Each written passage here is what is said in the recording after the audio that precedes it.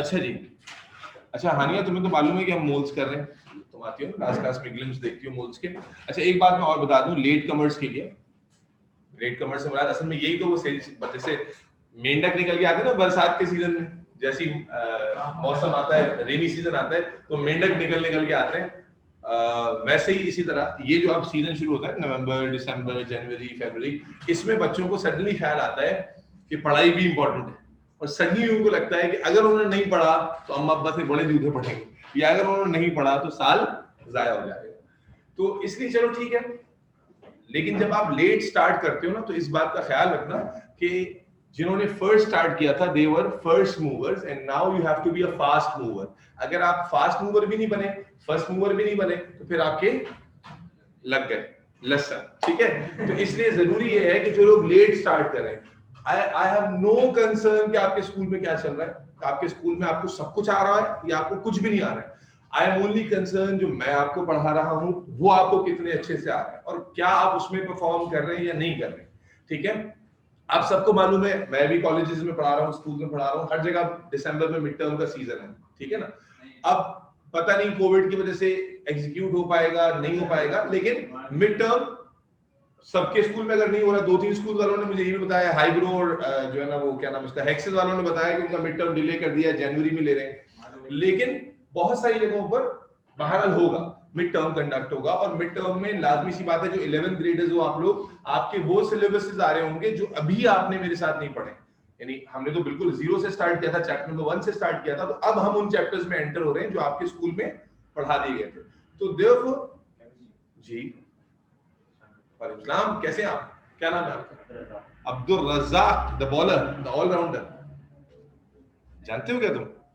ये भाई लग रहा है यार तुम्हारा, बैठ जाओ बेटा, कहीं भी तुम्हारी क्लास है सारी। अच्छा, तो Abdul Razzaq and Abdul Ahad and Hania Irfan and everyone else out there,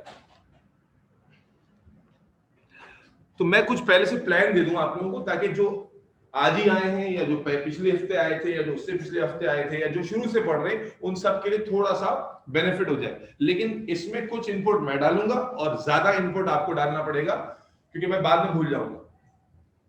mid terms के लिए जिसके स्कूल में जो एक्सटर्नल है, जो इंस्पायर के बच्चे हैं, उनको तो पता है कि सिलेबस क्या है और उनको क्या एग्जाम में देना पड़ेगा। जो एक्सटर्नल्स हैं, आप हैं, एक्सटर्नल्स के मिड टर्म्स में जो सिलेबस एग्जाम में आ रहा है, आपने उसको सैटरडे वाली क्लास में मुझे रिटन में देना है, नाम लिखकर कि भाई मेरा नाम ये है और मैं इस स्कूल में हूं और ये टॉपिक्स हैं जो मिड टर्म में आ रहे हैं, ठीक है।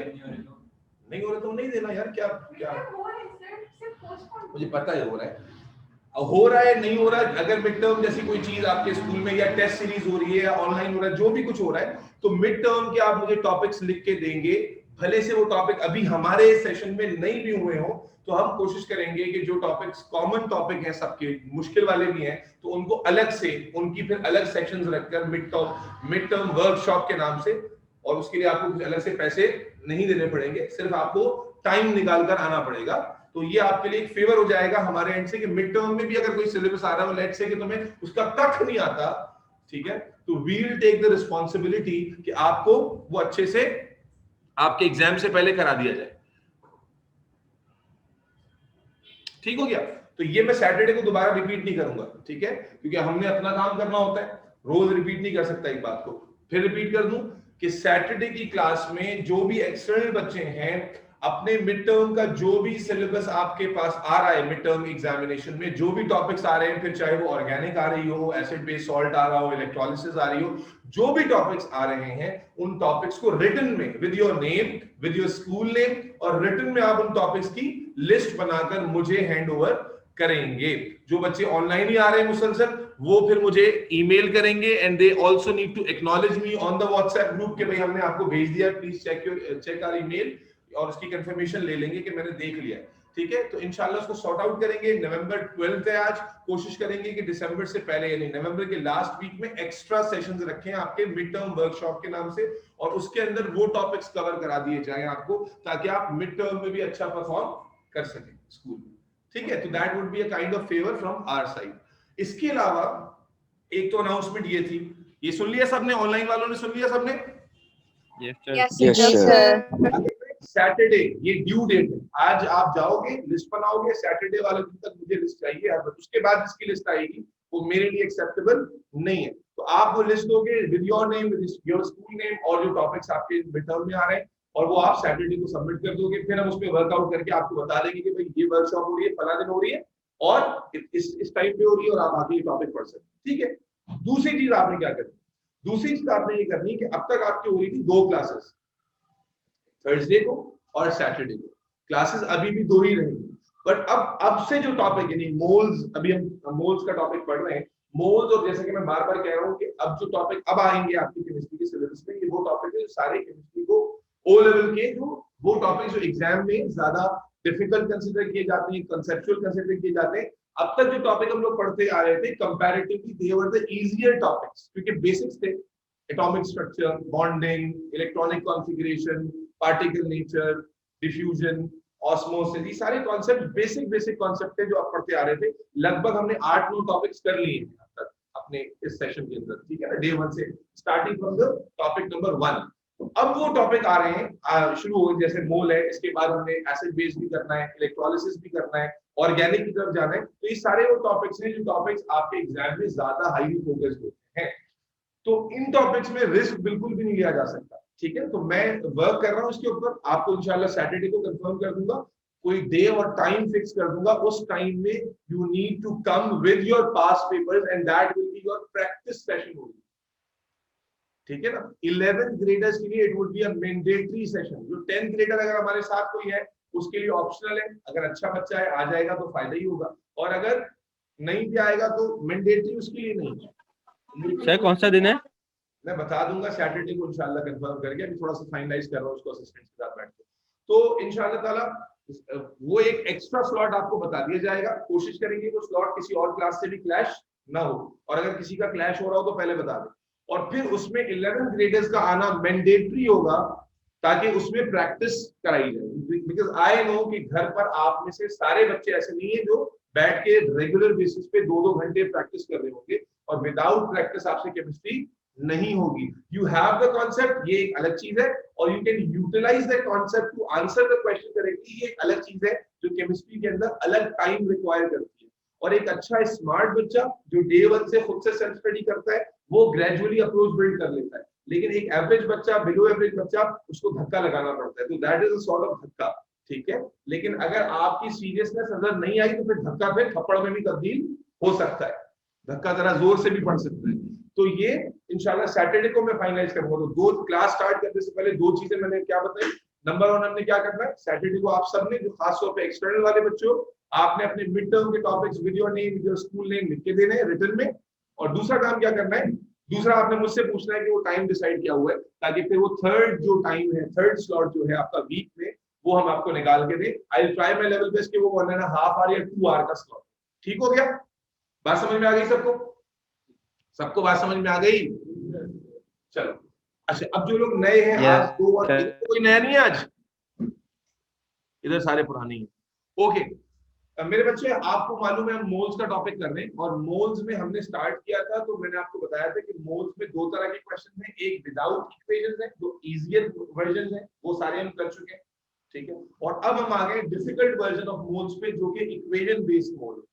इक्वेशन बेस्ड मोड का मतलब कि आपको एक इक्वेशन गिवन होती है और उससे रिलेटेड एक क्वेश्चन गिवन होता है और आपको वो सॉल्व करना होता है। And usually these are the question जो बच्चों को डिफिकल्ट लगते हैं। ये वाले टॉपिक पे भी हम 2 या 3 क्लासेस हमारी ऑलरेडी हो चुकी हैं, तो हम इस टॉपिक में मिड में आ गए। लेकिन क्योंकि आप 2 और आप भी मुझे आज नजर आ रहे हो, तो just to build the approach हम शुरू वहीं से कर रहे हैं। और आज मैं आपको उसी टॉपिक में एक और वैरायटी भी कराने लगा हूं जो अब तक किसी को भी हमने नहीं कराई है, and that is considered to be one of the most difficult types of question.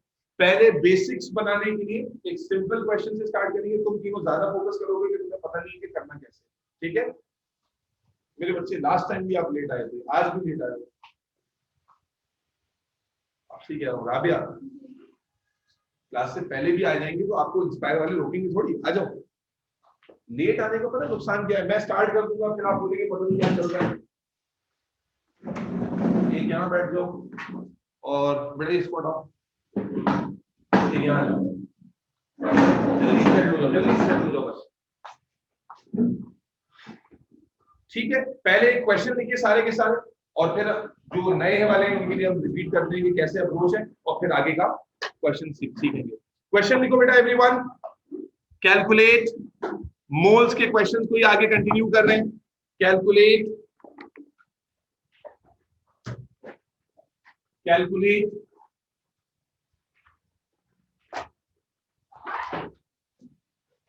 the mass of sulfur trioxide. Calculate the mass of sulfur trioxide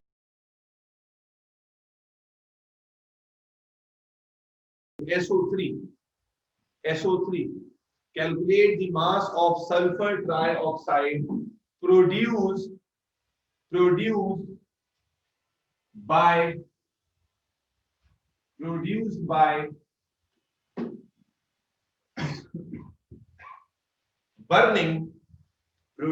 by burning 50 grams of 50 grams of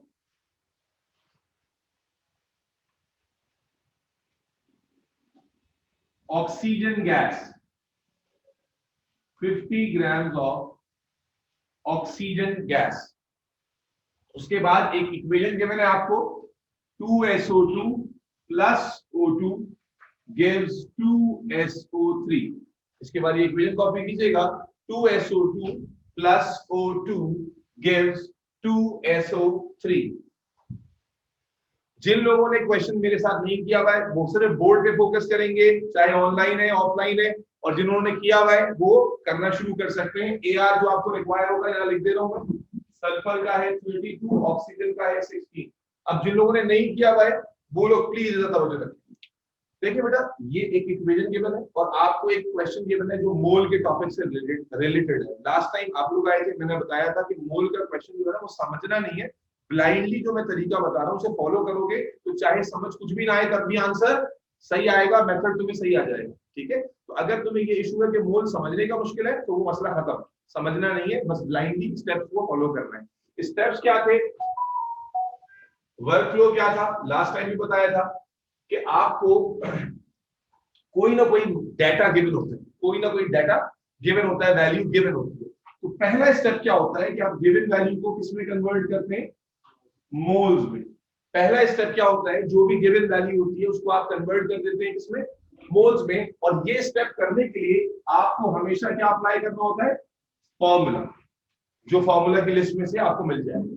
तो पहला step क्या होता है, जो भी given data होता है उसे आप किसमें कन्वर्ट करते हो, मोल में। यही चीज हमने सीखी थी लास्ट टाइम, तो ये सबसे इंपॉर्टेंट स्टेप है।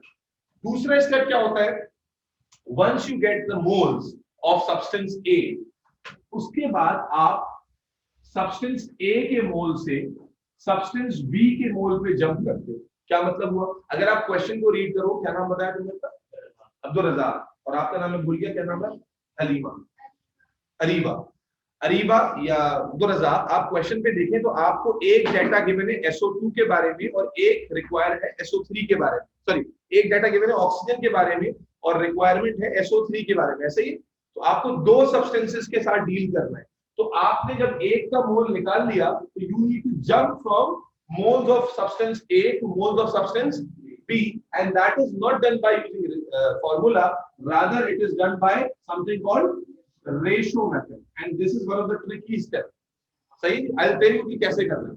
पहले वर्क फ्लो समझ लो अब्दुल रज़ाक। अरे बाप बेटा बात नहीं, आगे तो वेट करो बेटा। तो गिवन चीज को आपने पहले किसमें कन्वर्ट किया, मोल में। This is the mole of substance A. Then with using the substance moles of substance A, you jump to the moles of substance B by applying something called ratio method. And once you get the moles of substance B, बेटा बातें नहीं कर, मैं दोबारा नहीं बोलूंगा। क्या है, किसका कैलकुलेटर है, तुम्हारा कहाँ है, कहाँ है कैलकुलेटर तुम्हारा, आउट क्लास से बाहर। तुम्हें पता है कि मोल्स का टॉपिक चल रहा है, बगैर कैलकुलेटर के नहीं हो सकता।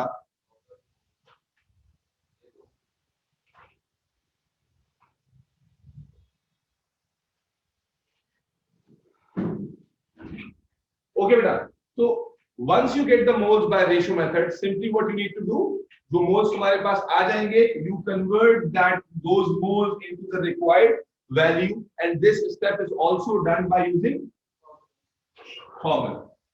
ठीक है, तो किसी भी मोल के क्वेश्चन के 3 वर्किंग स्टेप्स होंगे. पहला, गिवन डाटा को किसमें कन्वर्ट करना, मोल में. दूसरा, मोल से मोल का रेशो बनाना, यानी गिवन और रिक्वायर्ड के दरमियान रेशो फॉर्म करना. और तीसरा, रिक्वायर्ड सब्सटेंस को, रिक्वायर्ड वैल्यू को फाइंड आउट करना बाय यूजिंग, जी बेटा, बाय यूजिंग फॉर्मूला.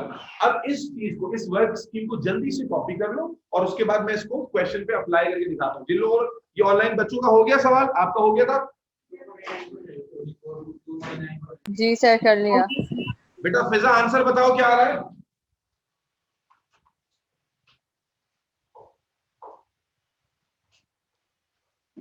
फिजा आपने कर लिया है. मानूर, समीर, ताहा, सर मैंने खत्म नहीं किया. Yes sir. आंसर बताओ. सर मैंने कर आंसर बताओ पहले. 148 ग्राम्स. 249.92 ग्राम्स. यहाँ पर बच्चे आंसर बता रहे हैं मुझे. किसी का आंसर ऑनलाइन में आया है ये? जी सर, मेरा भी 249.92 आ रहा है. जी अनुषा, आपने कर सर लिया? मेरा नहीं आया सही. बेटा दोबारा से रीचेक करो. मानूर, आपका आ गया? Done done. मानूर, मेरा भी अनाब वाला आ रहा है. अनाब वाला आ रहा है. कोई मिस्टेक की होगी आप लोगों ने. मैं अभी सजेशन बोर्ड पे कर रहा हूँ, आप देखिएगा. आप लोगों ने बेटा वर्क फ्लो कॉपी कर दिया. अब इस वर्क फ्लो को अप्लाई करते हुए देखो जल्दी से. कोई चीज बच्चों ने कर लिया है तो जल्दी से आप देख लो कैसे करते हैं. वर्क फ्लो को देखते रहना, उसको यहाँ कॉपी करते रहते. सवाल अगर आप रीड करो मेरे साथ तो क्या था, calculate the mass of SO3 produce. आपको SO3 का क्या निकालना था, मास निकालना था. ये आपने ऐसे ही डेटा बनाना है, ऐसे ही इसको एग्जैक्टली कॉपी कर. तो SO3 के नीचे आपने एरो करके mass is equal to question mark लिख दिया. फिर आगे क्या था, क्या था आगे पढ़ो. Produce by burning 50 grams of oxygen. अब अगेन 50 ग्राम, ग्राम्स में क्या चीज होती है बेटा, मास. तो आपको अब किसका मास गिवन है, आपको ये 50 ग्राम गिवन है. आपको बताना है उससे ये कितना प्रोड्यूस होगा. इसका कोई डाटा गिवन नहीं है, इसका मतलब है इसका कोई वैल्यू नहीं है क्वेश्चन. ठीक हो गया. इसके बारे में, SO2 के बारे में कोई डाटा गिवन नहीं है. आप इसको क्रॉस कर देते हो, इसका मतलब क्वेश्चन सिर्फ इन दोनों के दरमियान चलेगा. Is that clear, is that clear. अब स्टेप 1 क्या था कि जो डाटा गिवन होता है उसको किसमें कन्वर्ट करते हैं, मोल में. तो डाटा क्या गिवन है, मास को मोल में कन्वर्ट कैसे करते हैं, बाय यूजिंग दिस फार्मूला. ठीक हो गया. आप क्या करते हो, mole is equal to mass. Mass कितना है, 50 अपॉन mr. mr किसका लोगे, O2 का. कैसे लेते हो mr, O2 लिखा आपने. अब ऑक्सीजन का AR कितना था, 16, और 2 का मतलब 16 टाइम्स 2, तो 50 divide by 32. The answer is 1.562. ये स्टेप सबको समझ में आया, 5 स्टार. जी सर. वर्क फ्लो के हिसाब से आपने गिवन चीज को किसमें कन्वर्ट किया, मोल में, बाय यूजिंग द फार्मूला. किसी को मसला तो नहीं है, तुम ये 3 चेहरे मैं बार बार देख नहीं पा रहा हूँ, घूम जा रहे हो तुम. ये समझ में आया तीनों को, ठीक हो गया. अब सेकंड स्टेप क्या होता है, सेकंड स्टेप क्या होता है, जिसमें आपको रेशियो क्या करना होता है, जंप करना होता है. किसके मोल से कहां पे जंप करना है, मोल्स ऑफ ऑक्सीजन से मोल्स ऑफ SO3 पर. ठीक है. इसके लिए क्या तरीकेकार होता है, रेशियो मेथड. अब रेशियो मेथड में सबसे ज्यादा गलती होती है क्योंकि आप अंधे हो जाते हैं. अंधा नहीं होना है. आपने किसका रेशियो लेना है, O2 का किसके साथ, बोलो, SO3 के साथ. SO3 के साथ. अब ये नंबर यहाँ पर क्या है, 1, और यहाँ पर नंबर क्या है, 2. नंबर कहां से कॉपी किया मैंने, इक्वेशन से. तो इक्वेशन में जो नंबर्स हैं उन्हीं को कॉपी करना है. इसके आगे नंबर क्या था, 1, इसके आगे नंबर क्या था, 2. ठीक हो गया. अब इसके मोल्स निकालें, किसके, ऑक्सीजन के. ऑनलाइन वाले बच्चों को पल्ले पड़ रहा है, ऑक्सीजन के मोल्स निकालने में कितने, 1.562 रेशियो x. तो बेसिकली यूनिटरी मेथड के थ्रू आप क्रॉस मल्टीप्लाई करके क्या फाइंड आउट कर लोगे, x. एंड x क्या होगा, हनी, x क्या होगा, SO3 के मोल्स होंगे. ठीक हो गया. तो कितना आ रहा है, 3.124. यही आंसर है सबका. ये आ गए मोल्स. स्टेप 2 पूरा हो गया. तो रजाक वर्क फ्लो का मोल टू मोल जंप हो गया. भाई समझ में आ गया, मोल टू मोल जंप हो गया. ये मोल आ गए। लास्ट स्टेप क्या है हानिया इरफान, कि मोल को किसमें कन्वर्ट करते हैं, रिक्वायर्ड में। रिक्वायर्ड क्या था, मास। अगेन मास बनाने के लिए फिर से ये फॉर्मूला इस्तेमाल होगा, तो mole is equal to mass over MR. Mole कितने आए हैं 3.06 124, और एमआर का डिवाइड हो रहा है इधर आगे क्या हो जाएगा, किसका एमआर है, SO3 का, 2SO3 का नहीं, MR is mass of 1 mole, right. MR is mass of 1 mole, MR by definition mass of. तो अक्सर बच्चे ये गलती करते हैं कि यहां पर एक 2 इसके साथ उठा लेते हैं। MR is mass of, MR AR 1 मोल का मास होता है, तो SO3। अब SO3 की वैल्यू डालो, 3.124 multiply by 32 plus 16 times 3 is equal to mass. कितना आंसर आ रहा है, फाइनल आंसर बताओ, 250। 249.9 ग्राम। अनाब तुम्हारा यही आंसर आ रहा है। अब सर मेरा 250 आ रहा है, वही है। ये बात हो गई, सर मेरा ये आ रहा है। सबका आ गया 250 है, 249.9। अनोशे, अनाब, बुशरा, फिजा, मानूर, नवीद, समीर, ताहा, लिजिया, Yes, sir, रिया, यही आ रहा है। तबीयत। Yes, sir. Yes, sir. चलो नेक्स्ट क्वेश्चन देखो, समझ में आया। अच्छा तुम्हें आपको नहीं था, जरा तुमको आज आए हो तो मेरे वीआईपी गेस्ट हो, तुम्हें तो मैं चुपा कर दूंगा। तुमसे मेरी खास मोहब्बत है, पता है कि पिछले हफ्ते से ना पढ़ना शुरू कर दिया। ये 2 साल से कम वक्त नहीं पढ़ रहा था, पिछले हफ्ते से इसको गैरत आई, इसने पढ़ना शुरू किया और मैं बड़ा खुश हूं। मैं इंस्पायर आते ही तुम्हारी मोहब्बत में कि आज जाजिर आएगा। चलो लिखो, सवाल लिखो, अभी समझाता हूं। अब मेरे बच्चे इसी को फॉलो कर रहे हैं, तुमने कर लिया नहीं किया, समझ में आया मेथड। चलो देखो, calculate the mass of, calculate the mass of Fe2O3, calculate the mass of Fe2O3, calculate the mass of Fe2O3 produced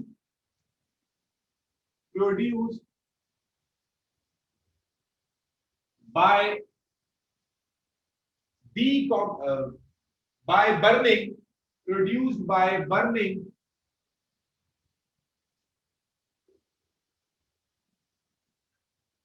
90 grams of iron, 90 grams of iron, 90 grams of iron। क्या आपसे हुआ पिछला वाला क्वेश्चन, सही हुआ, 90 grams of iron। Iron का AR 56 होगा, oxygen का 16 होगा। अब जिन बच्चों ने सीख लिया है वो शुरू कर लेंगे, मैं डाटा बना दूं पहले। सर आप जो इक्वेशन पढ़ते नहीं दिख रहा, क्या कह रहे हो बच्चे, इक्वेशन पढ़ते नहीं दिख रहा। इक्वेशन नहीं लिखी, दोबारा ये देखो, 4Fe plus 3O2 gives 2Fe2O3, ये इक्वेशन है। अच्छा क्या डाटा है बेटा, आने एक बार फिर ट्राई करते हैं, कैलकुलेट दी। अब क्लास में है, अब भूल तो नहीं, बंदा बाहर चला जाता है अगर जरूरी हो। कैलकुलेट द मास, अगेन बेटा Abdul Razzaq, calculate the mass किसका, Fe2O3 का। तो आपने डाटा पहले फिट करना है, mass is equal to question mark, ठीक है जी। उसके बाद गिवन क्या है आपको, calculate the mass of iron produced by 90 gram, burning 90 grams of iron. तो 90 ग्राम क्या हो गया, किसका है, मास ऑफ आयरन 90 ग्राम। इसको इग्नोर कर दीजिए, ठीक हो गया। अब तुम्हें समझ में आ रहा है कैसे फॉलो करना है। इस मास को किस में कन्वर्ट करोगे, वही वर्क करो। मास को मोल में कैसे वैल्यू दे, फॉर्मूला मास अपॉन एमआर कैसे निकाल रहे, एआर लिखे हुए मैंने साइड, ठीक है। नहीं आए बेटा थोड़ा सा ये क्या करेंगे,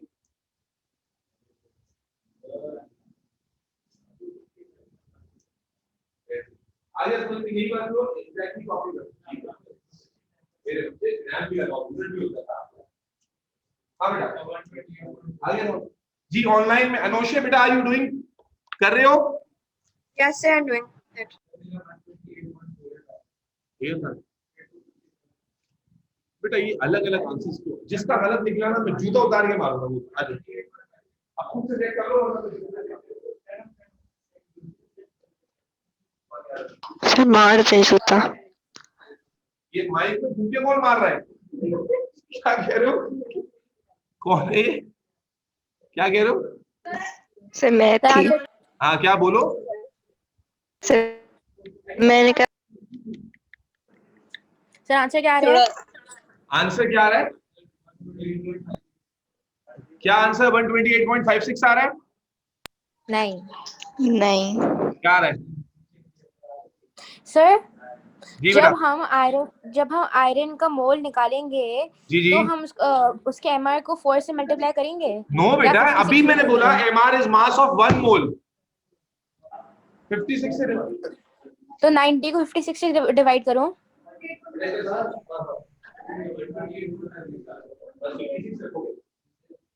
एआर के लिए, आयरन की एआर के लिए बस आप 56 रखोगे, 4 से मल्टीप्लाई नहीं करोगे। अपने हाथ पे टैटू करवा लो, एमआर इज मास ऑफ 1 मोल। 1 मोल का स्टैंडर्ड होता है एमआर, उसमें 4 नहीं कंसीडर होगा जी।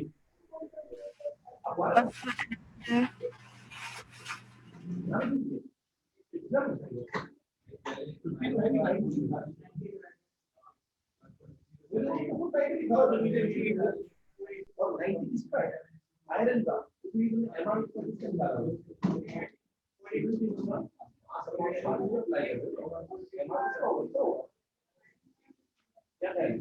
जब इस पे अप्लाई करोगे तो कितना आएगा? जी बेटा। सर आंसर 128.57 है। क्या कह रहे हो बेटा?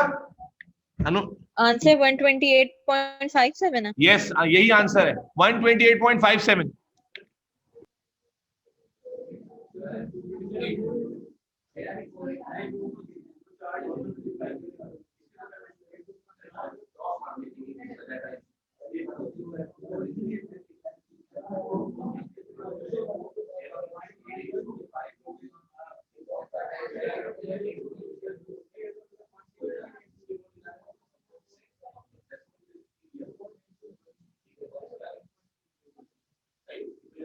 जी क्या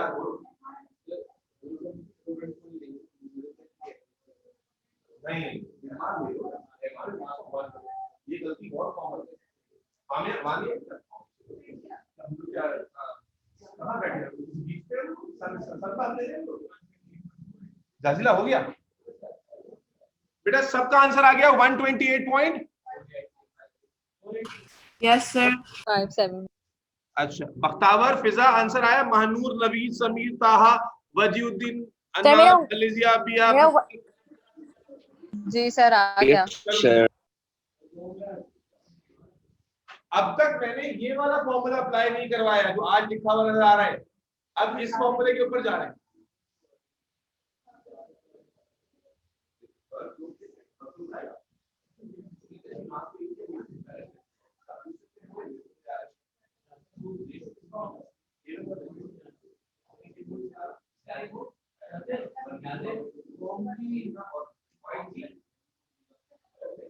हमारे घर से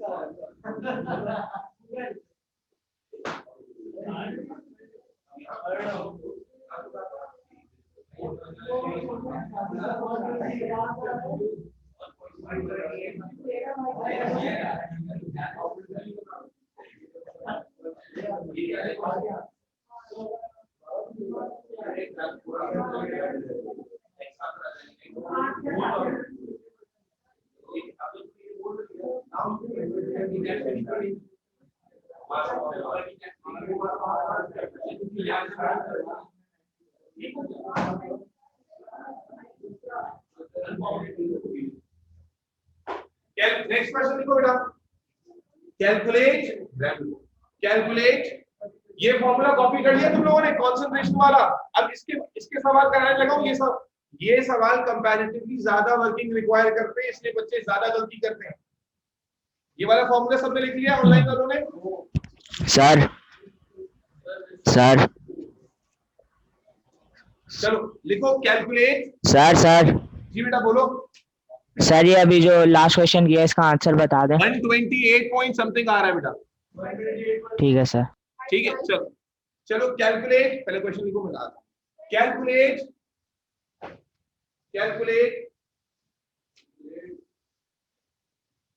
Calculate the mass of H2SO4. Calculate the mass of H2SO4 required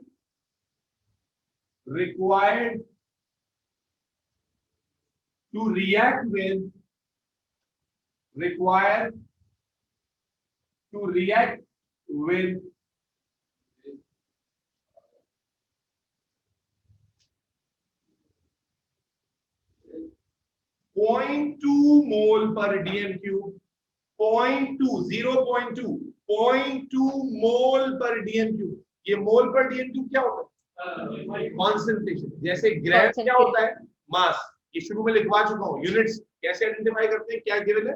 unit से शुरू में लिखवाता गया हूँ. ग्राम किसका यूनिट है? मास का. सीएम क्यूब डीएम क्यूब किसका यूनिट है? वॉल्यूम का. और मोल पर डीएम क्यूब किसका यूनिट है? कॉन्सेंट्रेशन का. मोल पर DM cube is the unit of concentration. यहां लिख के देता हूं. मोल पर डीएम क्यूब किसको डिनोट करता है? कॉन्सेंट्रेशन को.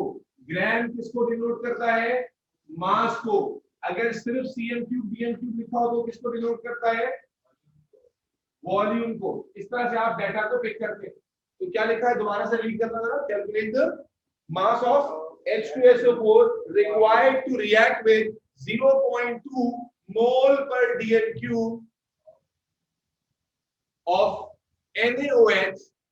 0.2 mole per dm cube of NaOH having volume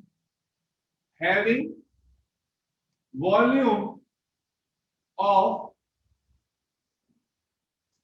600 cm cube. Having volume of 600 cm cube. Having volume of 600 cm cube. अब बेटा थोड़ा सा नया क्वेश्चन है, हालांकि अप्रोच चेंज नहीं होगी. 2 मिनट बोर्ड पे देखने पर करना खुद ही. आपको डाटा इक्वेशन में बिठाना होता है सबसे पहले. तो आपने इक्वेशन लिखी हुई है आपके सामने. इक्वेशन गिवन है आपको. ठीक है जी. आपसे कहा calculate the mass of H2SO4. आपने H2SO4 के नीचे क्या लिख दिया? Mass is equal to question mark. कोई मसला. उसके बाद आपको क्या कहा कि जो रिक्वायर्ड है टू रिएक्ट विद 0.2 मोल पर डीएम क्यूब NaOH. तो हमने कहा 0.2 मोल पर डीएम क्यूब क्या चीज होती है? मोल पर डीएम क्यूब क्या चीज है? कॉन्सेंट्रेशन. किसकी कॉन्सेंट्रेशन है? आगे लिखा हुआ है क्वेश्चन में. किसकी कॉन्सेंट्रेशन है? NaOH की. सोडियम हाइड्रोक्साइड की. तो आपने NaOH के नीचे एरो किया कि कॉन्सेंट्रेशन गिवन है 0.2 मोल पर डीएम क्यूब. ये सबको समझ में आता है? कॉन्सेंट्रेशन ऑफ NaOH है और उसी का वॉल्यूम भी आगे गिवन है. कितना? 600 cm क्यूब. सेंटेंस को रीड करोगे तो हाईलाइट करोगे जो डाटा गिवन है. 0.2 मोल पर DM cube NaOH having volume 600 cm cube. तो आपने कहा दोनों ही चीजें किसके बारे में गिवन है? NaOH की. कोई मसला तो नहीं है. तो अब इसका मतलब हो गया गिवन आपके पास ये हो गया और रिक्वायर्ड ये हो गया. इनका कोई काम नहीं है. इतनी बात समझ में आ गई.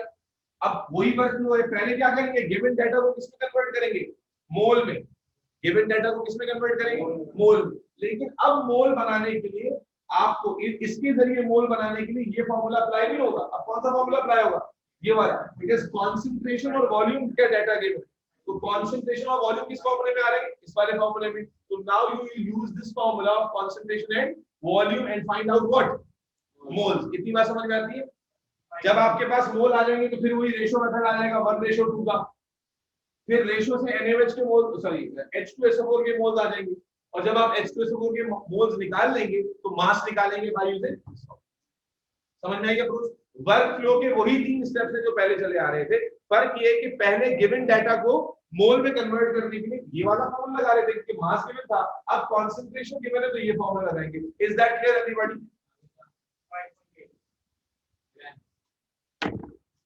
जी तुम्हारा वाला हुआ नहीं जी.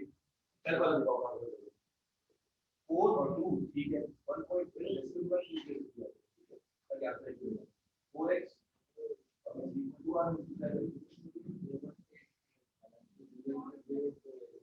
बाकी तो सही बात है.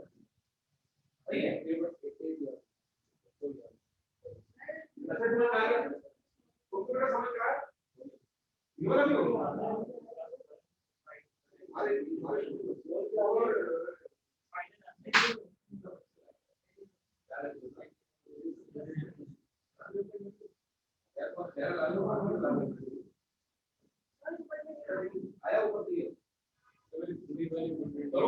जी बेटा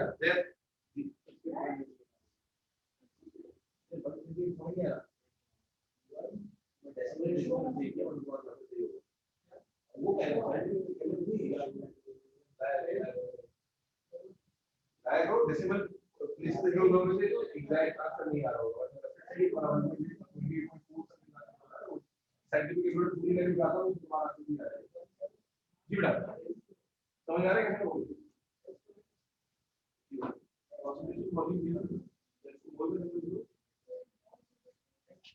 concentration multiplied by volume divided by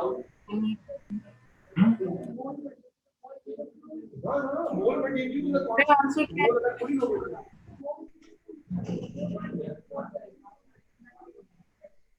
mole is equal to 0.2 multiplied by 600 divided by 1000 ये समझ में आ रहा है क्या कंफ्यूजन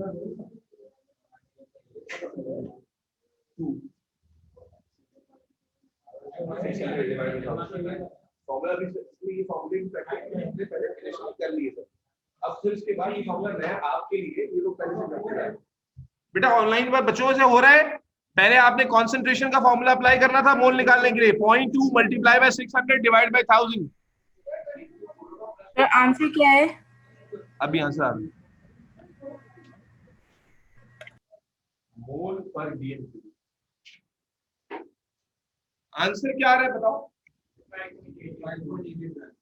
5.88 ग्राम आंसर आ रहा है जी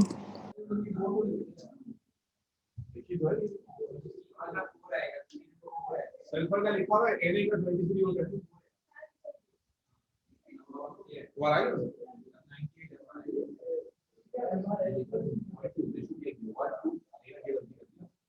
हमने मोल इसका निकाला है इसके नीचे लिखोगे ना मोल यहाँ x आएगा इसलिए कहता हूँ ऊपर ये लिखना पड़ेगा कि किसका है ये h2 से मोल का नाम ये किसका नाम यानी OH का ये वाला तो लिखते हैं ये यहाँ है अपने जरूर नेक्स्ट क्वेश्चन हो गया बेटा तुम्हारा तुम लोग आओगे उस्मान वानिया हो गया अमान मुगल तुम्हारा हुआ नहीं हुआ चलो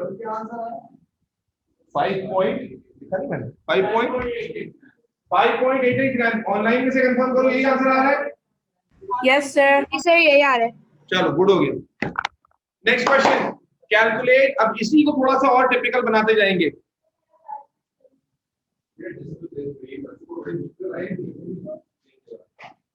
चलो एक calculate calculate calculate calculate the mass of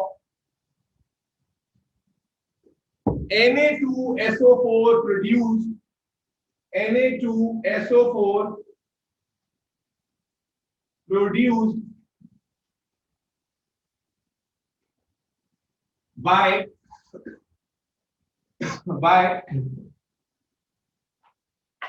0.625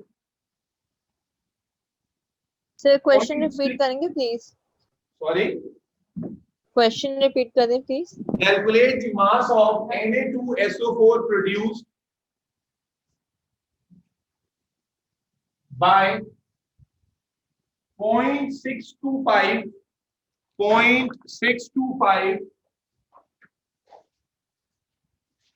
mole per dm3 0.625 मोल पर dm3 क्या चीज हो गई मोल पर dm3 कॉन्सेंट्रेशन 0.625 मोल पर dm3 NaOH having volume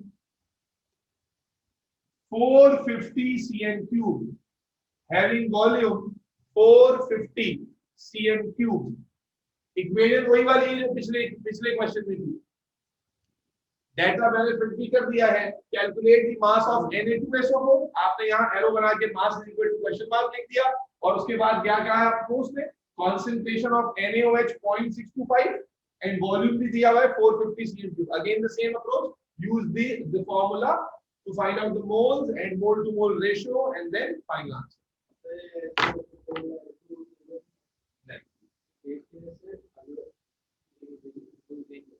देखो अनकॉमन इक्वेशन सारी गिवन होती है, जो कॉमन है, जैसे अभी हम चैप्टर आगे पढ़ेंगे तो आगे चैप्टर कौन सा बार-बार आती है सिलेबस की, वो गिवन नहीं है, ठीक है, तो वो खुद बनानी होगी, ठीक है, लेकिन अभी जो पढ़ी नहीं है इसमें सारी है।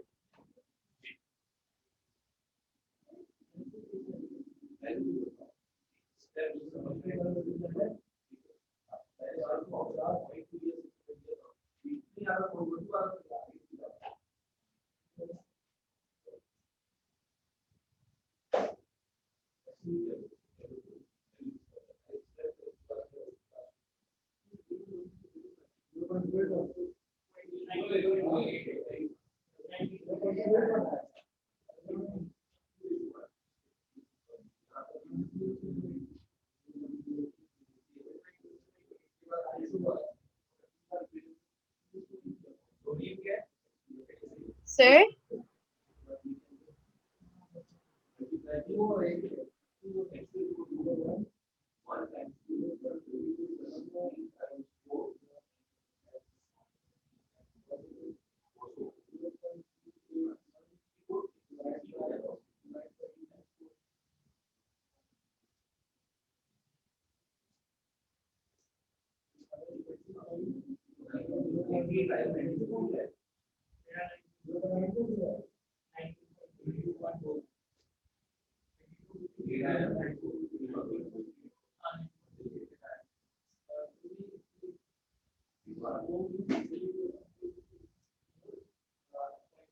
बेटा आ गया आंसर, रख लूंगा मोबाइल नेक्स्ट टाइम से, कैलकुलेटर लाएगा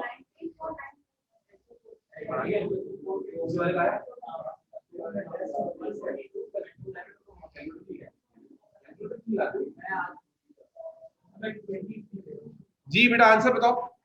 Okay, डॉक्टर ने मेरा आंसर आ रहा है 19.88 ग्राम्स। 19.88, क्या आंसर 19.88 है? करो। sir, मेरा आ रहा है 20.022। 19.88 जी, क्या कह रहे हो बेटा, किसने बोला? अनुषे ने। जी सर, मेरा आ रहा है 20.022।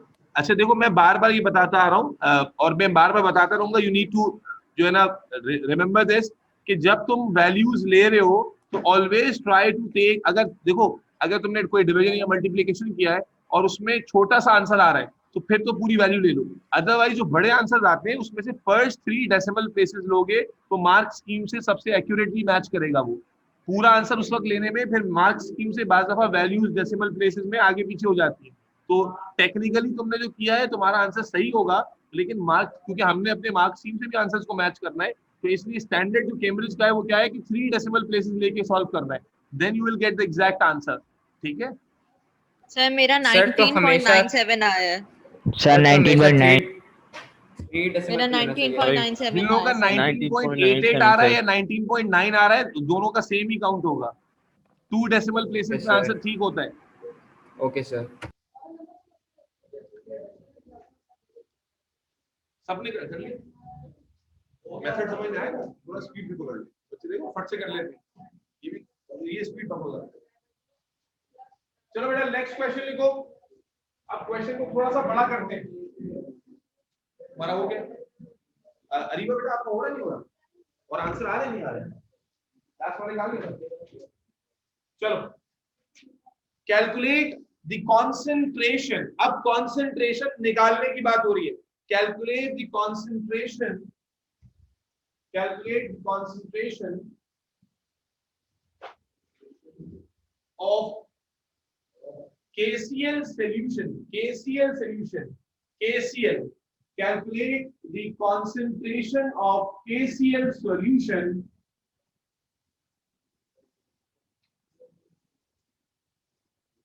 KCl solution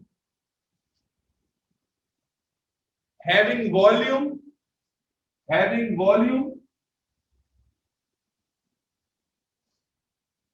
400 cm cube, having volume 400 cm cube, and is produced by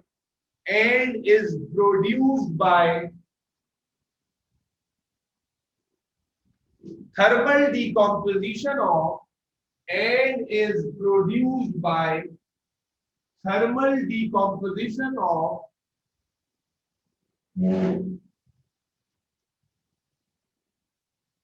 0.75 grams of 0.75 grams of potassium chlorate, 0.75 grams of potassium chlorate, KClO3.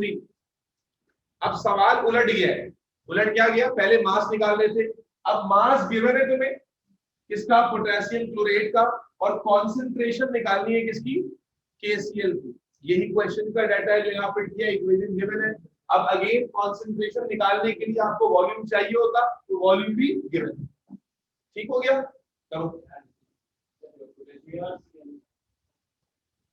करो वो लास्ट वाला।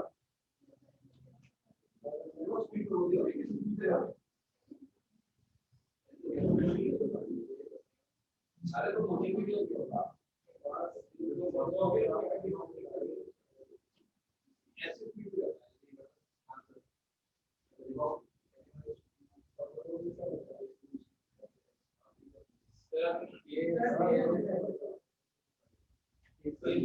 डेटा क्या है? वॉल्यूम और मास है। वॉल्यूम तो यूज नहीं होता ना, के लिए यूज होगा। तो मास को वॉल्यूम कन्वर्ट करोगे, फिर मोल टू मोल जंप करोगे, इसके मोल आ जाएंगे और वॉल्यूम ऑलरेडी गिवन है। बेटा अप्रोच में कोई कंफ्यूजन तो नहीं है? पहले आप मास से मोल बनाओगे, मोल आ जाएगा, मोल टू मोल जंप करोगे, मोल ऑफ KCl आ जाएंगे, फिर कॉन्सेंट्रेशन का फॉर्मूला अप्लाई करोगे, वॉल्यूम के साथ गिवन है वो यूज करोगे। समझ में आ गई बात? Jain Kumar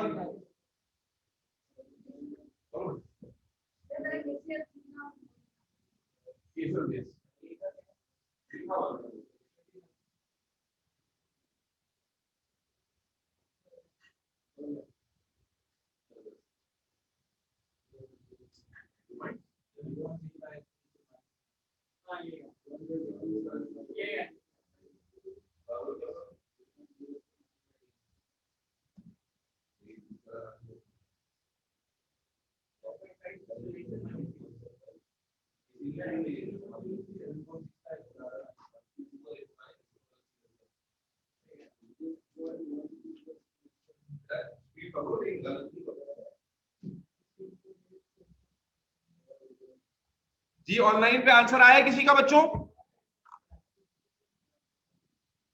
sir 1 minute. जी फिजा, महानूर, नवीद, समीर, ताहा, वजी, आंसर बताओ बच्चों।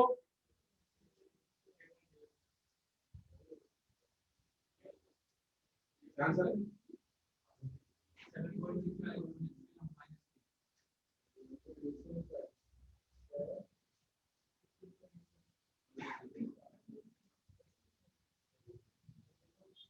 आया? क्या कहते हो तुमने इक्वेशन नहीं बताई? तो भाई ये मास गिवन करना है, इस मास को मोल में कन्वर्ट करोगे, फिर मोल टू मोल जंप करोगे, इसके मोल आएंगे, फिर इस पर ये फॉर्मूला अप्लाई करोगे, वॉल्यूम यहाँ से आएगा, मोल तुम निकाल चुके होगे, और फिर कॉन्सेंट्रेशन आएगा। तो एक ही फॉर्मूला में निकाल किया जाएगा। स्टेप्स तो वही है ना, 3 स्टेप्स वाली बात। सही हो गया? सर 0.0207 आ रहा है। क्या कह रहे हो? 0.0207 आ रहा है। 0.0207 सर मेरा आ रहा है 0.015 मोल पर DM क्यूब। नहीं मेरे मेरा आ बच्चे, रहा है 0.0207। ये सबके अलग अलग आंसर्स क्यों आ रहे हैं यहाँ? अच्छा मैं एक बोर्ड पे भी करता हूँ।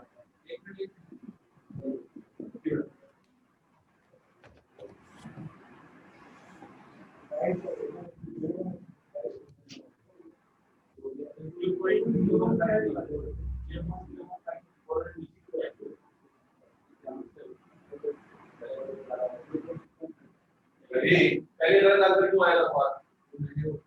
भाई तुमसे कोई बात नहीं है, तुम लोग कुछ भी कर सकते हो। 0 पॉइंट क्या है बेटा? एग्जामिनर तो ये देखेगा कि आपने 0.0015 0.015 मोल पर डीएमक्यू की आंसर आ रहा है सबका? Yes sir.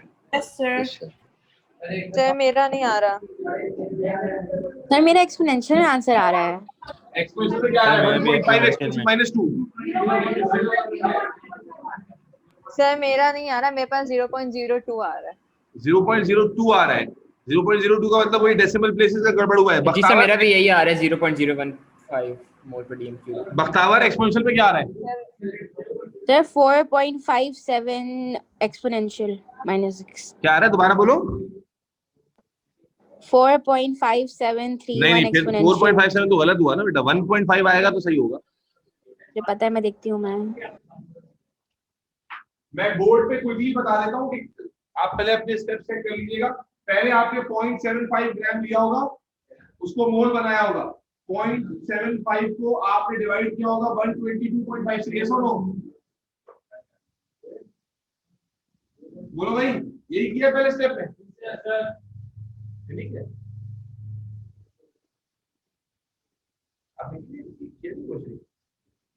आपने कर लिया रीवा? क्या आंसर आ रहा था मोल का इसका? 6.12 एक्सपोनेंशियल -3। उसके बाद मोल का रेशियो 1:1 ही है। ठीक है, उसका मतलब है x का आंसर भी तुम्हारा यही आया होगा, 6.12 एक्सपोनेंशियल -3। और फिर तुमने फॉर्मूला अप्लाई किया होगा ये वाला, mole is equal to concentration multiply by volume upon 1000। तो मोल की जगह तुमने डाला 6.12 exponential -3 multiply by 1000 divided by 400। और इस मैथ्स के क्या आंसर आ रहा है? 0.015 मोल पर डीएमक्यू। सर मेरा एमआर ही नहीं, वो जो फर्स्ट वाला स्टेप है वही आंसर सही नहीं आ रहा। एमआर गलत दिया क्या तुमने? सर मेरा एमआर उसमें जो मुझे टोटल फर्स्ट वाले में मोल आ रहे हैं, मेरे पास 8.28। कैसे? 0.75 को 122.5 से डिवाइड किया है ना? सर वही किया है मैंने। फिर कैसे हो रहा है? दोबारा करके देखो। एक सेकंड। स्पीड पकड़ो बेटा, दोबारा करके देखो। आपका हुआ? सर मेरा एमआर सही नहीं आ रहा। एमआर क्यों नहीं आ रहा बेटा? सही सही से। अच्छा सर, वो आपने 3 लिखा है, मैंने 3 नहीं लिया। ऑक्सीजन मैंने सिर्फ 1 लिया है।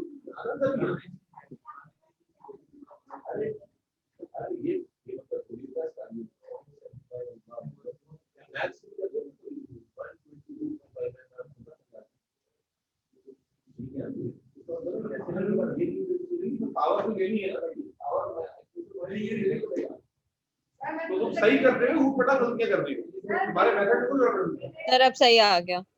क्या कह रही हो ना? आ गया सही? जी सर, वो मैंने ऑक्सीजन की वो 1 लिया था ना मोल, वो ये देखो ना, ये भंड भंड तुम लोग कितने मारते हो बेताश। अनोशे तुम्हारे आंसर आ गए सही। फिजा, मानू, जी सर मेरा आ गया। चल तुम्हारा आया नहीं आंसर?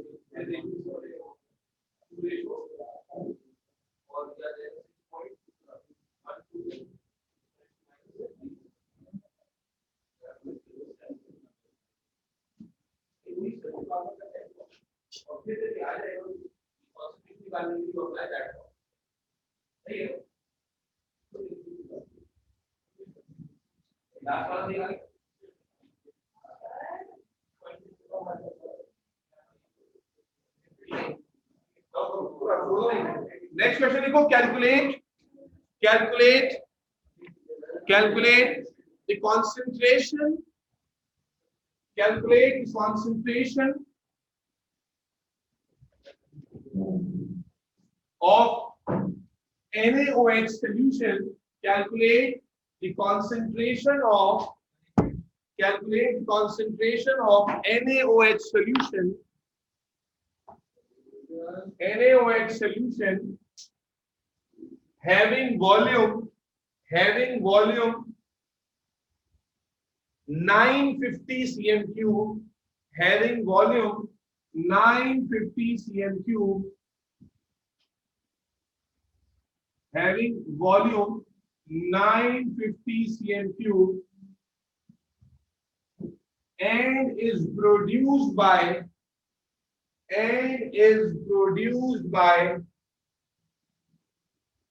using सवाल को लंबा कर रहा हूं, and is produced by using 0.45 mole per dm cube, 0.45 mole per dm cube HNO3, 0.45 mole per dm cube HNO3, having volume of 500 cm cube, having volume of 500 cm cube.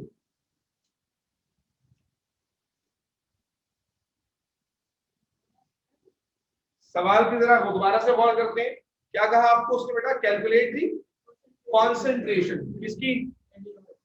सवाल सबको समझना है बेटा, calculate the concentration of NaOH। आपने NaOH के नीचे concentration is equal to question mark लिख दिया।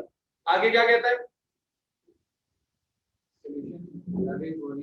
Calculate the concentration of NaOH solution having volume 950 cm cube. तो किसका वॉल्यूम गिवन है? ये इसी सॉल्यूशन का वॉल्यूम है 950 cm क्यूब, जो कि प्रोड्यूस कैसे हुआ? Bye reacting it with 0.45 mole per dm cube of NaOH having volume 500 cm cube। बेटा एक आंसर पे जंप करो, मेथड भी समझो, डाटा समझ में आ रहा है आपको? अब दोनों चीजों के बारे में कंसंट्रेशन बेस्ड डाटा गिवन है। आपको पहले NaOH की कंसंट्रेशन पूछा हो गया, हाँ ले, और जो स्टेटमेंट तुमने लिखा है, can you translate that statement कि भाई calculate the concentration of NaOH having volume 950 cm cube। सही है, जो कि रिएक्ट कर रहा है किसके साथ? HNO3 के साथ, जिसकी कंसंट्रेशन है 0.45 मोल पर dm क्यूब और वॉल्यूम है 500 cm क्यूब। अब अप्रोच क्या है? गिवन डाटा को किसमें कन्वर्ट करोगे? मोल में, बाय यूजिंग दिस फार्मूला। तो you apply this formula on HNO3 first, क्या मिल जाएगा इससे आपको? मोल्स। अब फिर मोल टू मोल जंप, रेशियो कितना है? 1:, किसके मोल आ जाएंगे? NaOH के। Then you need to find out what concentration. Again you use the same formula. अब यही फॉर्मूला दो बार इस्तेमाल होगा, एक बार HNO3 पर और अगले बार में NaOH पे। Is that clear? चलो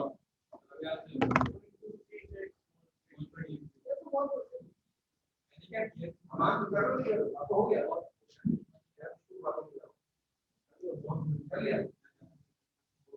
पहले हुआ मेरा पहले हुआ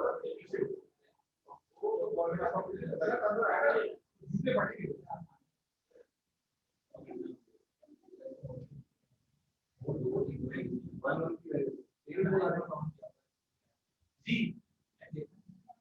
आगे सवाल हो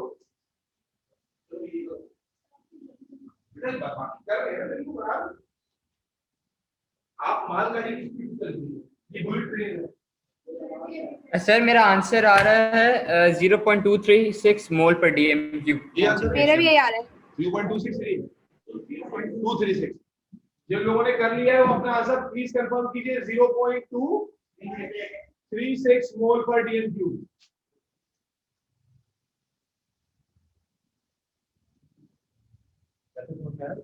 सर कोई वर्किंग स्कीम गिवन डाटा है उसको मोल में कन्वर्ट करते हैं। गिवन डाटा यहाँ पर भी है, यहाँ पर भी, लेकिन ये डाटा हम यूज करते हैं क्योंकि यहाँ पे दूसरा डाटा किसी है। तो गिवन डाटा ये वाला है, अब इस डाटा को यूज करते हुए क्या बना रहे हैं? मोल। तो कंसंट्रेशन का एक ही फॉर्मूला है जिससे मोल बनता है, ये वाला, ठीक है ना। कंसंट्रेशन को डाली, वॉल्यूम भी है, वॉल्यूम डाला, सॉल्व किया, मोल आ जाएगा। अबे तो अलग थोड़ी है ये। जी जी बेटा, ऑनलाइन में से किसने आवाज दी थी? मेरा सिर्फ 236.842 आ रहा है, क्या रहा है? जीरो नहीं आ रहा आगे। क्या रहा है? 236.842 व्हाट? तुमने 1000 से डिवाइड नहीं किया क्या? किया है डिवाइड। बेटा फिर इतना बड़ा भंड तो एक्सेप्टेबल ही नहीं है। जब आंसर को रिविजिट करो, कोई भंड मारा है लाजमी। 0.45 लिया ना, 0.45 और 500 जी। और वॉल्यूम बाद में 950 लिया है 915 जी लिया है वॉल्यूम ना 915। कहीं 1000 का भंड मारा है तुमने। तुम्हारे पास कहीं पर 1000 से मल्टी डिवाइड करना भूल गई हो तुम। चेक करो। देखती हूँ।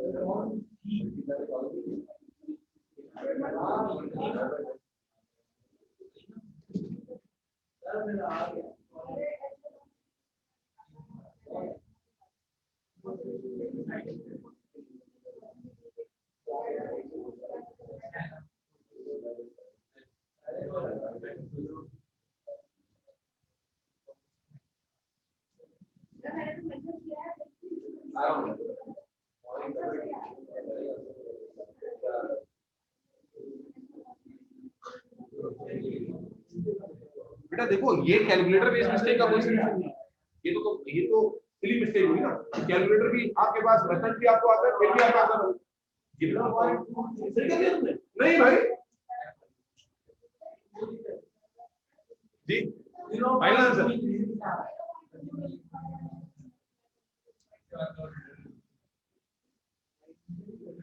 चलो जी, नेक्स्ट क्वेश्चन। 0.236 आंसर आ गया है सबका।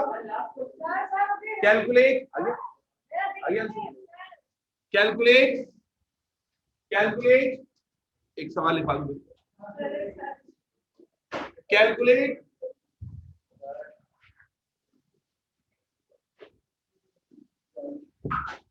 calculate the mass of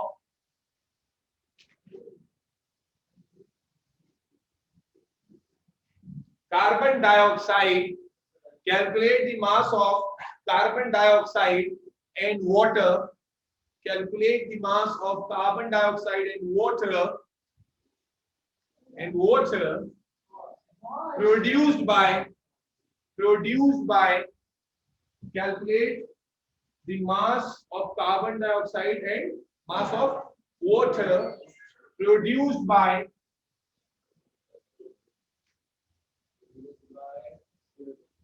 0.637 mole per dm cube. 0.637 mole per dm cube ethanol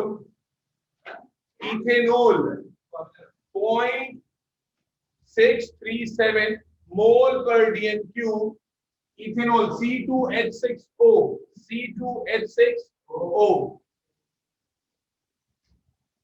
having volume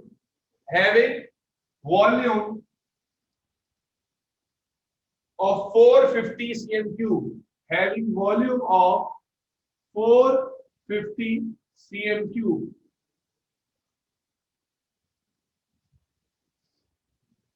क्या क्वेश्चन है भाई? डाटा फिट कर देते हैं। क्या कहा उसने? Calculate the mass of carbon dioxide भी निकालना है और मास ऑफ, इस तरह का क्वेश्चन लास्ट वीक भी करा चुका हूं। इसका मास भी निकालना है, उसका मास भी निकालना है। एक साथ भी निकलेगा, पहले इसका निकलेगा फिर उसका निकलेगा। समझ में आ रही बात? एक सिंगल क्वेश्चन में दो क्वेश्चन आ गए और आपको फिर डाटा क्या लिया मैंने? कॉन्सेंट्रेशन है कितनी? 0.637 मोल पर डीएम क्यूब और वॉल्यूम कितना है? 450 सीएम क्यूब। ये इथेनॉल है। इथेनॉल का कॉन्सेंट्रेशन और वॉल्यूम के मेरे, और इसका मास निकालना है। हो जाएगा। क्या तरीका है अगेन, इसका क्या बनाना है, मोल, इसका बनाना है मोल बाय यूजिंग दिस फार्मूला। फिर मोल आ जाएगा तो क्या होगा, इसकी तो कोई वैल्यू नहीं है, इस मोल का मोल से रेशो निकलेगा, फिर इसी मोल का इससे भी रेशो निकलेगा, 2 बार रेशो निकलेगा, 2 बार, एक बार रेशो में इसके मोल आएंगे, एक बार रेशो में इसके मोल आएंगे, दोनों के मोल पे मास अपॉन एमआर का फॉर्मूला लगेगा और आंसर आएगा। ठीक हो गया, हमने किया था ना लास्ट टाइम इस तरह। चलो बेटा समझ गए, इस एक क्वेश्चन में 2 क्वेश्चन आ गए, 2 बार ही मास निकालना है, तो आपने मोल बना लिया, फिर रेशो 2 बार बनेगा, एक बार कार्बन डाइऑक्साइड के साथ और एक बार वाटर के साथ, दोनों को मोल डालेंगे, दोनों में मास अपॉन एमआर का फॉर्मूला हो गया। ठीक है, ठीक आ गया बात है, क्या करेंगे बात में बोली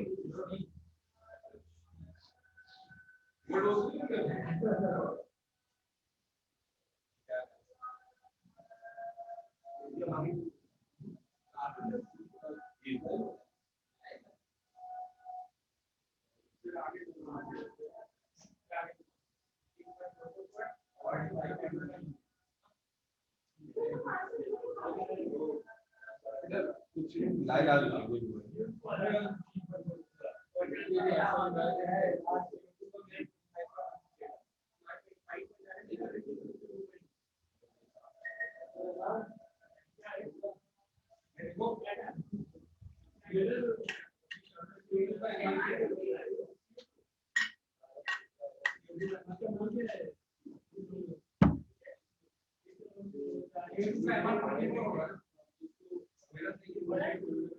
जी बेटा।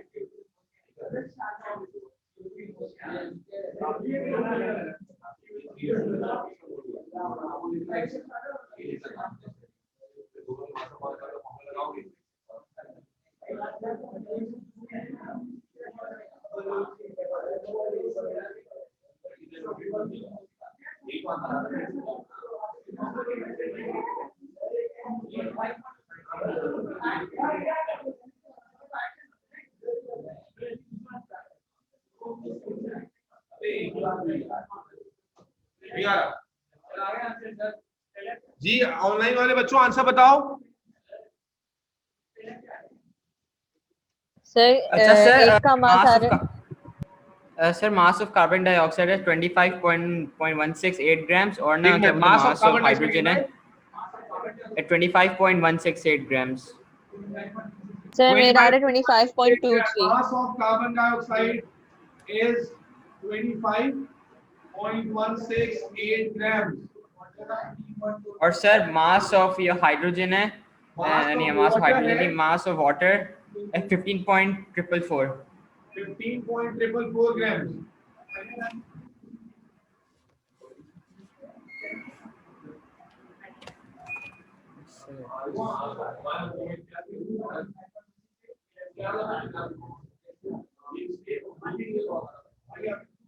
चलो नेक्स्ट लिखो भाई। हो गया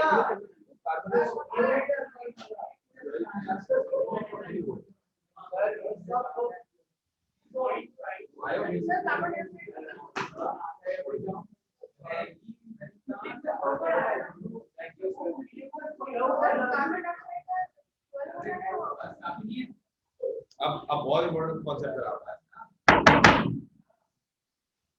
मेरे बच्चों, सबको अप्रोच समझ में आ गई। मैं डे 1 से क्या बता रहा हूँ कि मोल का क्वेश्चन चाहे वो इक्वेशन वाला हो विदाउट इक्वेशन हो, उसको अंडरस्टैंड करना कोई बहुत रॉकेट साइंस नहीं है, ठीक है ना। अगर आप बेसिक वर्क फ्लो समझ लेते हैं, फॉर्मूला आपके दिमाग में है, बस दैट्स इट। आपको कोई भी क्वेश्चन आप इजीली कर सकते हैं। यू शुड बी कॉन्फिडेंट कि रेशो कैसे लेना है, फॉर्मूला कैसे लगाना है।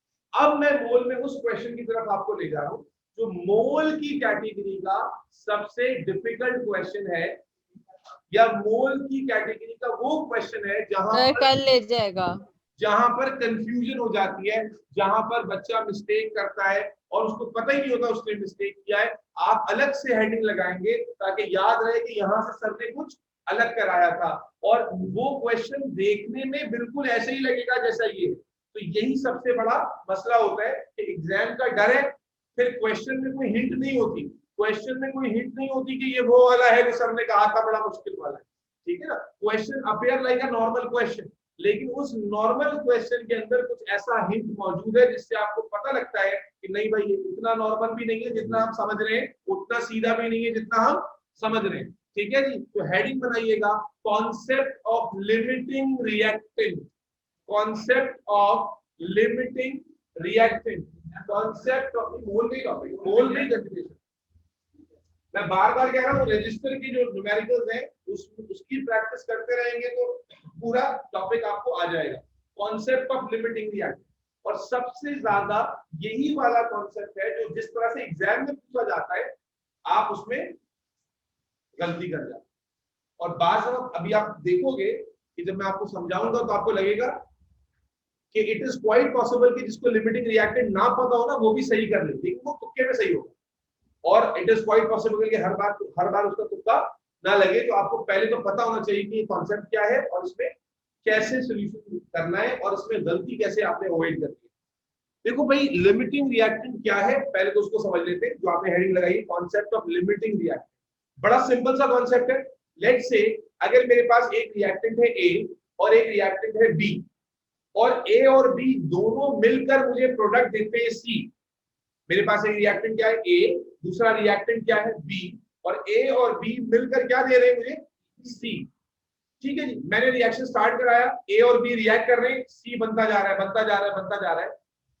मान लो कि दरमियान में ए खत्म हो गया, ए क्या हो गया खत्म हो गया। तो भाई मुझे जवाब देना कि अगर ए खत्म हो गया तो क्या खाली बी से सी बन सकता है क्या? बोलो भाई, जब ए और बी दोनों होंगे तो सी बनेगा ना। तो अगर मैं ये कहता हूं कि अगर दो रिएक्टेंट मेरे पास थे और दोनों रिएक्टेंट में मैंने लेट्स से इक्वल अमाउंट में लिए थे, 1 kilogram of A and 1 kilogram of B, दोनों का रिएक्शन मैंने स्टार्ट कराया, तो इट इज नॉट नेसेसरी कि दोनों इक्वल रेट से कंज्यूम हो। इट इज क्वाइट पॉसिबल कि ए ज्यादा जल्दी कंज्यूम हो रहा हो, बी स्लोली कंज्यूम हो रहा हो, या बी जो है वो रैपिडली कंज्यूम हो रहा हो और ए स्लोली कंज्यूम हो रहा हो। मेरी बात समझ आ रही? इन दैट केस कोई एक रिएक्टेंट ऐसा होगा जो पहले खत्म हो जाएगा, और जो पहले खत्म हो जाएगा उसके खत्म होने के बाद रिएक्शन भले बाकी मौजूद हो, भले से in spite of the fact that all the reactants, all the other reactants are still there in the mixture, लेकिन रिएक्शन क्या हो जाएगा, रुक जाएगा। क्यों? क्योंकि प्रोडक्ट को फॉर्म करने के लिए we needed all the reactants। तो अगर आपके पास लेट्स से 3 रिएक्टेंट्स थे और 3 रिएक्टेंट्स में से कोई एक रिएक्टेंट क्या हो गया, कंज्यूम हो गया, खत्म हो गया, तो अब रिएक्शन क्या हो जाएगा, रुक जाएगा, क्योंकि तीनों रिएक्टेंट का होना नेसेसरी था। तो अब समझना what is limiting reactant, the reactant which get consumed first during a chemical reaction। किसी रिएक्शन में जो रिएक्टेंट पहले कंज्यूम हो जाता है और उसके कंज्यूम होने की वजह से रिएक्शन रुक जाता है। आप समझ पा रहे हैं नहीं समझ पा रहे कि अगर मेरे पास ए बी सी 3 रिएक्टेंट्स हैं और उनमें से बी पहले खत्म हो गया, तो बी के खत्म होने से क्या होगा, पूरा रिएक्शन रुक जाएगा, भले से ए और सी अभी भी मौजूद हो। मेरी बात समझ में आ रही है? तो लिमिटिंग रिएक्टेंट हम किसे कहते हैं, ऐसा रिएक्टेंट जो किसी भी रिएक्शन में पहले कंज्यूम हो जाए और उसके कंज्यूम हो जाने की वजह से रिएक्शन क्या हो जाए, रुक जाए। ये बात समझ में आई? ये बात सबको समझ में आई ऑनलाइन वालों को? What is limiting reactant, definition आपके पास लिख लेना बेटा।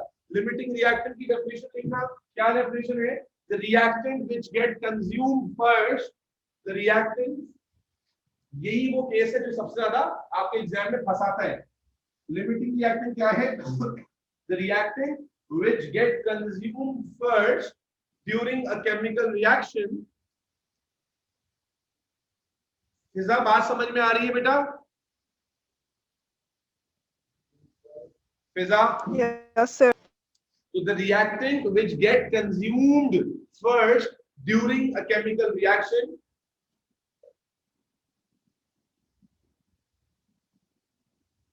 is called limiting reactant. Is called limiting reactant. Full stop. The other reactants which are still there,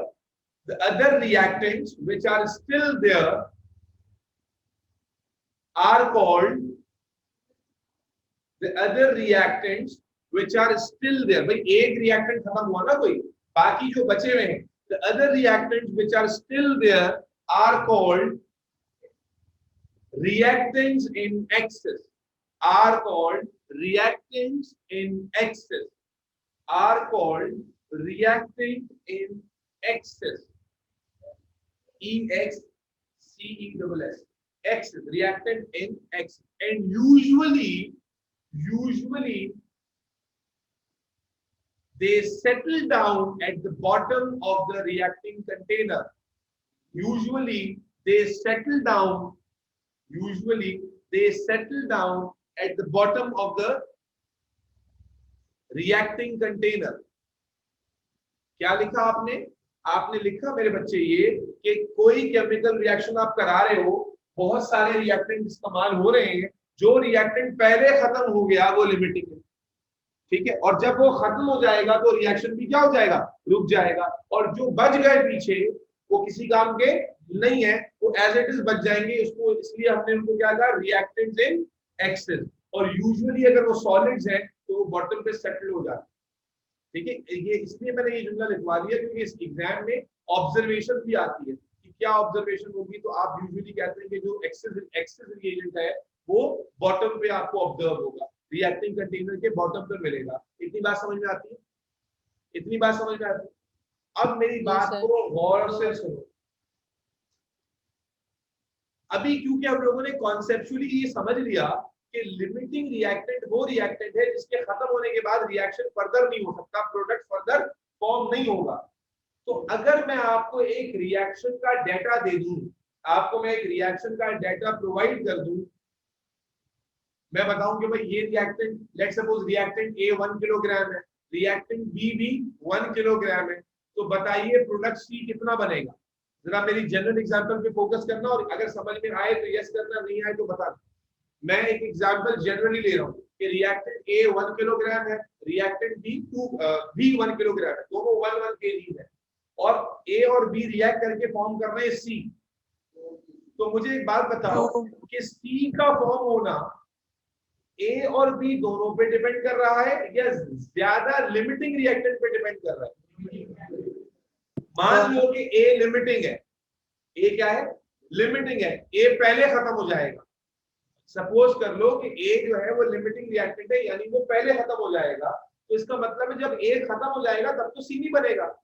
तो इस केस में, इस एग्जांपल में सी का फॉर्म होना असल में किस पे डिपेंड करेगा, ए पर, क्योंकि हमें मालूम है कि बी तो एक्सेस में बचेगा, तो उसका मास से कैलकुलेशन आप करेंगे तो एक्यूरेट कैलकुलेशन नहीं होगी। मेरी बात ऑनलाइन वालों को समझ में आई? दोबारा रिपीट कर रहा हूं, अगर मेरे पास 1 kilogram of A and B मौजूद है और उससे सी बनता है, और मैं कह रहा हूं कि ए लिमिटिंग रिएक्टेंट है, यानी ए पहले खत्म होगा, तो आप सब इस बात पे एग्री करते हो कि ए के खत्म होने के बाद बी भले से बच जाए, सी फॉर्म नहीं होगा। इसका मतलब है सी का फॉर्म होना असल में किस पे डिपेंड करेगा, ए पर। तो जब आप सी का प्रोडक्ट निकाल रहे होंगे, सी का अमाउंट निकाल रहे होंगे, तो बी को कैलकुलेशन में यूज नहीं करेंगे, किसको यूज करेंगे? इसका लॉजिक समझ में आया कि क्योंकि सी का फॉर्म होना उस रिएक्टेंट पे डिपेंड करेगा जो पहले खत्म हो रहा है, क्योंकि उसके बाद तो सी फॉर्म हो गई नहीं। तो खुलासा ये हुआ कि लिमिटिंग रिएक्टेंट की क्वेश्चंस में अनोशे, अबीहा, फिजा, मानूर, ताहा, समीर, लिमिटिंग रिएक्टेंट की क्वेश्चन में जो रिएक्टेंट लिमिटिंग होगा आप उसको बेस बनाकर प्रोडक्ट की कैलकुलेशन करोगे। इतनी लॉजिक समझ में आती है? लिमिटिंग रिएक्टेंट के क्वेश्चंस में हर रिएक्टेंट इंपॉर्टेंट नहीं है। कौन सा रिएक्टेंट इंपॉर्टेंट है? सिर्फ लिमिटिंग। तो जो कैलकुलेशन की जाएंगी, जो रेशियोज बनाए जाएंगे, वो सिर्फ किसको बेस करके बनाए जाएंगे? लिमिटिंग रिएक्टेंट को। यस, अब ये आया मेन सवाल। पहले मुझे बताओ यहां तक समझ में आ गया कि जो लिमिटिंग रिएक्टेंट का क्वेश्चन है उसमें 1 किलोग्राम ऑफ बी की कोई वैल्यू नहीं है, 1 किलोग्राम ऑफ ए की वैल्यू है अगर वो लिमिटिंग है। ये ऑनलाइन पे सबको समझ में आ गई? इधर से जवाब दे दो, क्या मर गए हो सारे के सारे? यस सर, समझ आ गई। समझ में आ गई जी बेटा, बोलो। नहीं, मैंने तो एग्जांपल में कहा ए का भी 1 किलोग्राम है, बी का भी 1 किलोग्राम है। अगर ए लिमिटिंग रिएक्टेंट है तो बी के 1 किलोग्राम की कोई वैल्यू नहीं। अब इसका सवाल, असल जो सवाल स्टूडेंट को होना चाहिए वो ये कि क्या वो बताएगा ये लिमिटिंग है? नहीं भाई, वो नहीं बताएगा। तो इसका मतलब ये हो गया कि अब जो आपका क्वेश्चन है उसमें पहला जो टारगेट बनेगा ना आपका, वो क्या होगा? सी कितना फॉर्म हो रहा है ये नहीं निकालना होगा, पहले निकालना होगा कि ए और बी में से लिमिटिंग कौन है। जरा समझना कि अब तक जो क्वेश्चन तुम कर रहे थे उसमें क्या होता था कि ए से तुम निकाल लेते थे सी कितना फॉर्म होगा। समझ में आ गई? क्योंकि डाटा ही आपको एक गिवन होता था।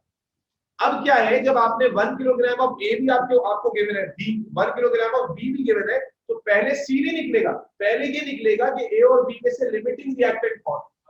बेटा नहीं सिखाऊंगा ना, हाउ क्या मतलब, किस बात की जल्दी हो रही है तुम्हें? क्या तुम्हें क्या वो रूह कब्ज करने वाला फरिश्ता टाइम दे दिया? अरे भाई नहीं सिखाऊंगा, अप्रोच तो बिल्ड कर। तो क्या काम है, ये लॉजिकली समझ में आ गया कि लिमिटिंग रिएक्टेंट का जब क्वेश्चन आएगा तो आपको डायरेक्ट प्रोडक्ट को मास फाइंड आउट करने में भागना नहीं है, बल्कि पहले फाइंड आउट करना है कि ए और बी में से लिमिटिंग रिएक्टेंट कौन है। Once you find that out then you use that reactant to find out the mass of product. Logic clear हो गई? अब इसको करेंगे कैसे वो सैटरडे को सीखेंगे इंशाल्लाह। सैटरडे वाली क्लास में लिमिटिंग रिएक्टेंट कैसे कैलकुलेट करेंगे इसका एक शॉर्टकट मेथड बताकर फिर इस क्वेश्चन को आगे कंटिन्यू करेंगे। ठीक है जी? सैटरडे को आपने मुझे सिलेबस देना है। कौन सा स्कूल है मतलब नहीं हो रही? बायो की क्लास स्टार्ट हो रही है बेटा 5 मिनट के ब्रेक से।